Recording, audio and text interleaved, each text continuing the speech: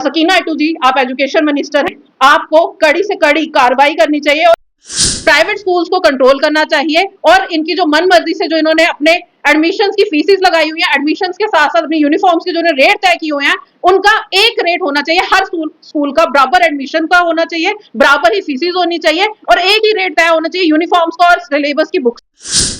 देखिए, private schools की अगर हम बात करें तो हमने हमेशा नेशनल कॉम यूनाइटेड पार्टी ने ये मुद्दा उठाया है कि सरकारी स्कूलों में एडमिशन जो है वो ज्यादा होनी चाहिए, जबकि प्राइवेट स्कूलों के मुकाबले हमने हमेशा देखा है कि सरकारी स्कूलों में एडमिशन जो है वो एनरोलमेंट अब घट के बिल्कुल चुनिंदा कुछ स्कूल है जो चल रहे हैं सरकारी। तो यही कारण है सबसे बड़ा कि प्राइवेट स्कूल जो है लूट कसूट मचा रहे हैं और प्राइवेट स्कूल्स अपनी मनमर्जी से रेट तय करते हैं, चाहे वो एडमिशन हो, चाहे वो फीस हो, चाहे वो यूनिफॉर्म हो, चाहे वो बच्चों की किताबें हो। छोटी क्लास है, फर्स्ट क्लास की बात करें तो फर्स्ट क्लास से लेकर 12th क्लास तक की जितनी सिलेबस की बुक्स होती हैं, जितनी उनकी यूनिफॉर्म्स होती है, हर एक स्कूल की अपनी अलग यूनिफॉर्म है, अपनी अलग किताबें हैं। तो मैं यही कहना चाहती हूँ कि पर्टिकुलर एक रेट तय कर दिया गया है हर प्राइवेट स्कूल ने पेरेंट्स को हैरेस करने के लिए।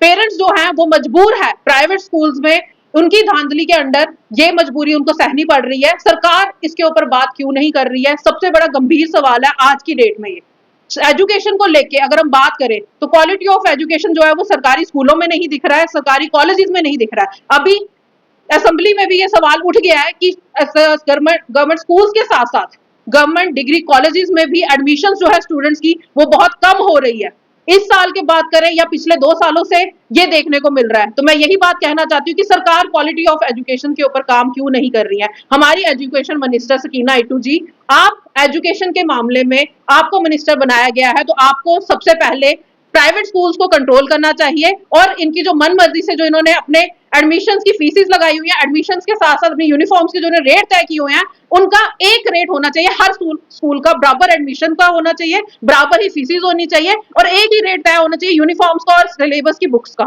जबकि ऐसा नहीं है। तो आपको इसके ऊपर कड़ी एक्शन लेना चाहिए। और साथ ही साथ सरकारी स्कूल्स की अगर हम बात करें तो हमेशा हमने अपना मुद्दा यही रखा है कि सरकारी स्कूलों में जब तक सरकारी एम्प्लॉयज के बच्चे नहीं पढ़ेंगे, सरकारी टीचर्स के बच्चे नहीं पढ़ेंगे, तब तक सरकारी स्कूल्स की हालत जो है वो बेहतर नहीं हो सकती है। हम आज भी अपनी बात पे अटे हुए हैं और हम यही चाहते हैं कि हमारी बात जो है उसकी सुनवाई हो। असेंबली में ये बात उठी, लेकिन मैं ये चाहती हूँ कि उमर सरकार जल्द से जल्द एनसी की सरकार को ये करना चाहिए, क्योंकि अब हद पार हो गई है।